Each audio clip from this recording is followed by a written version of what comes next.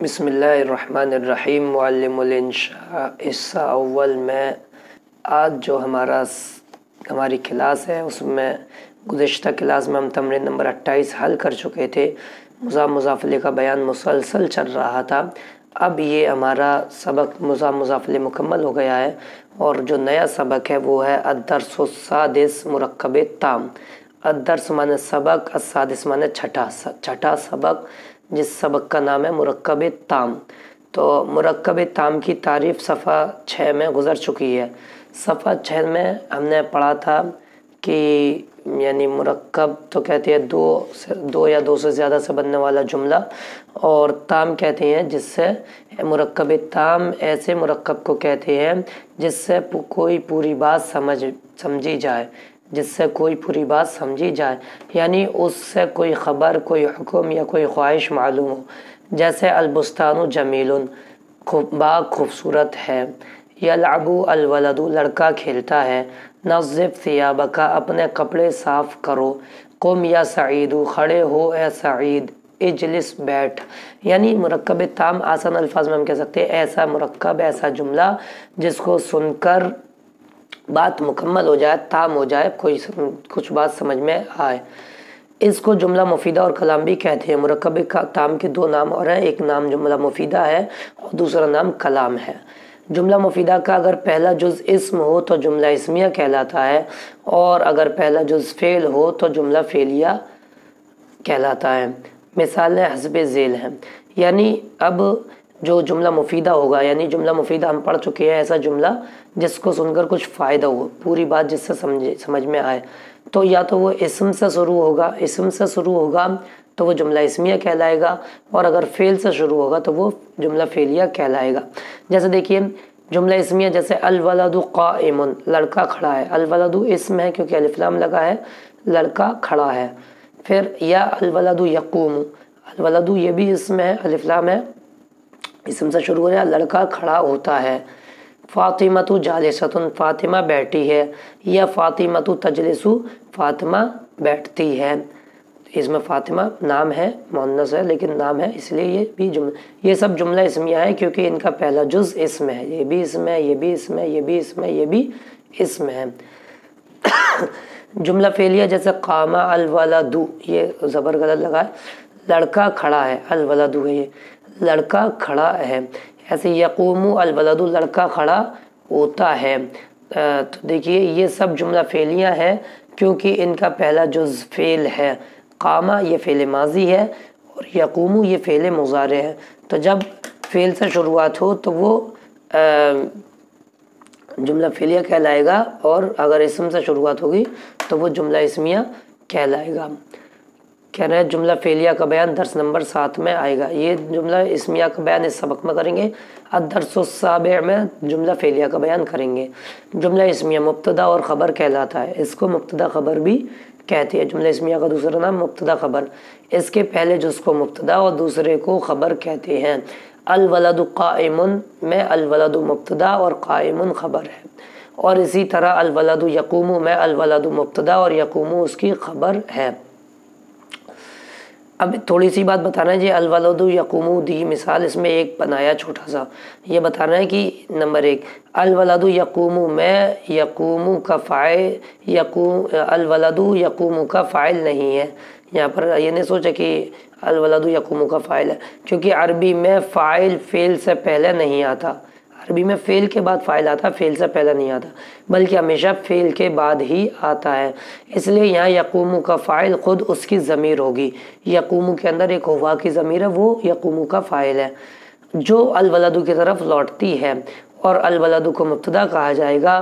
اس کی ترکیب اس طرح ہوگی کہ الولد مبتدا اور یقوم فعل اپنے ضمیر فاعل سے مل کر جملہ فعلیہ ہوا۔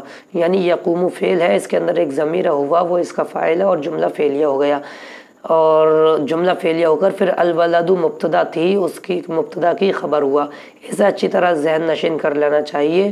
مبتدی طلباء کو اکثر اس میں غلط فہمی ہوتی ہے، یعنی جو شروع بچے طلباء ہیں پہلی کلاس میں، ان کو اس میں غلطی ہو جاتی ہے، تو اس پر اچھے سے غور کر لینا چاہیے کہ یقوم الولد یقوم میں یقوم کا فاعل الولد یقوم کا فاعل نہیں ہے، بلکہ فاعل ہوا ہے جو ضمیر ہے جو لوٹ رہی ہے یقوم الولد کی طرف۔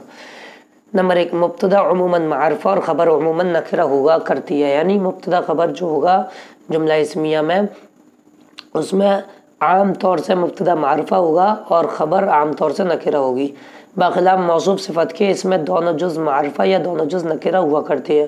موصوف صفت میں اگر موصوف مبتدا معرفہ ہے تو صفت بھی معرفہ، موصوف اگر نکرہ ہے تو صفت بھی نکرہ۔ مبتدا خبر اس کے خلاف ہے، مبتدا خبر میں مبتدا معرفہ اور خبر نکرہ عام طور سے۔ مبتدا اور خبر دونوں ہمیشہ مرفوع ہوا کرتے ہیں، مبتدا بھی مرفوع ہوگا پیش آئے گا اس کے آخر میں، اور خبر بھی مرفوع ہوگا اس کے آخر میں پیش آئے گا۔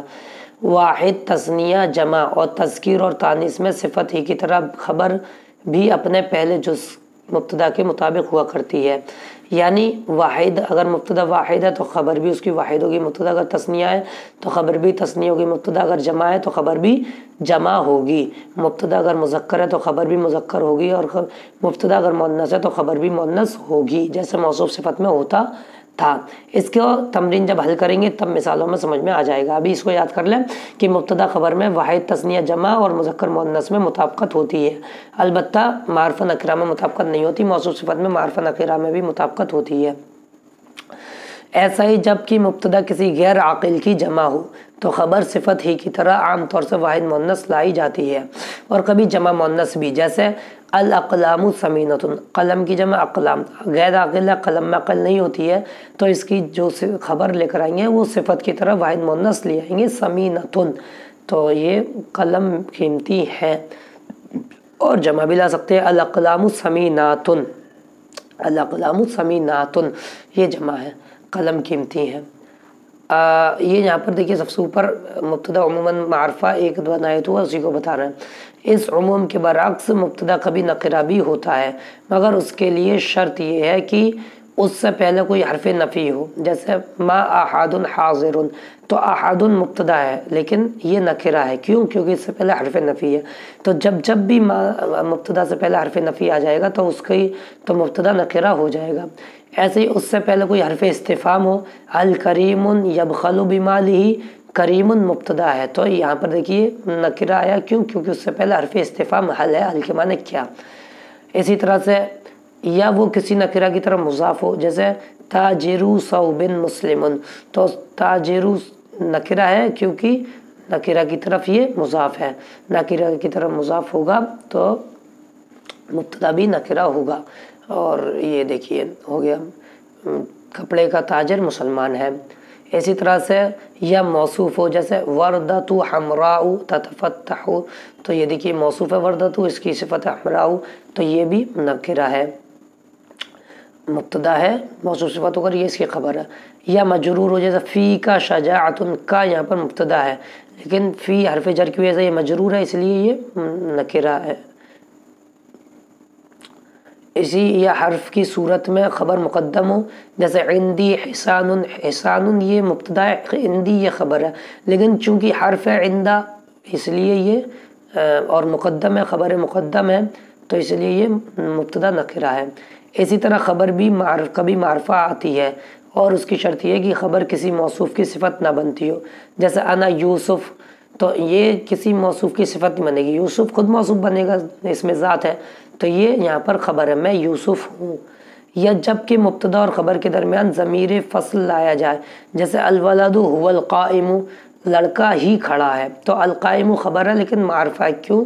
تو قاعدہ ہے کہ اگر مبتدا اور خبر کے درمیان ضمیر کے ذریعے فصل ہو جائے، جیسے ہوا کے ذریعے یہاں فصل ہوا ہے تو پھر یہ خبر معرفہ آ جائے گی۔ اسی طرح سے نوٹ پڑھ لیجئے، موصوف اور صفت اور مبتدا اور خبر میں ظاہری فرق اس قدر ہے کہ سوال یہ ہے کہ مبتدا خبر اور موصوف صفت میں فرق کیا ہے، تو کہہ رہے ہیں کہ مبتدا معرفہ ہوا کرتا ہے اور خبر نکرہ ہوتی ہے، اور موصوف اور صفت یعنی مرکب توصیفی دونوں ہی معرفہ یا دونوں ہی نکرہ ہوتی ہے، جیسے الاقلام ثمینۃ، الاقلام معرفہ، ثمینۃ نکرہ ہے، قلم قیمتی ہے، مبتدا اور خبر ہے، اور الاقلام الثمینۃ یا اقلام ثمینۃ قیمتی قلم موصوف اور صفت ہے، کیونکہ دیکھیے یہ بھی معرفہ ہے اور یہ بھی معرفہ ہے، یہ نکرہ ہے یہ بھی نکرہ ہے۔ ظاہری فرق کے علاوہ معنوی فرق یہ ہے کہ پہلا مرکب تام یعنی جملہ مفیدہ ہے کہ الاقلام ثمینۃ، قلم قیمتی ہے، پوری بات سمجھ میں آئی، مکمل ہوئی، یہ جملہ مفیدہ ہے۔ اور دوسرا مرکب ناقص ہے، جملہ غیر مفیدہ ہے، الاقلام الثمینۃ، قیمتی قلم، یا اقلام ثمینۃ، کچھ قیمتی قلم، تو یہ بات پوری نہیں ادھوری ہے، اس لیے یہ جملہ مرکب ناقص ہے، جملہ غیر مفیدہ ہے، جس سے کوئی پوری بات سمجھ میں نہیں آتی۔ تو یہ ہمارا مرکب تام کا سبق تھا۔ انشاءاللہ کل اگلے سبق میں اگلے کلاس میں ہم تمرین نمبر 29 کو حل کریں گے اور مثالوں سے جو مرکب تام کو سمجھیں گے۔ ملتے ہیں اگلی کلاس میں۔ السلام علیکم ورحمۃ اللہ وبرکاتہ۔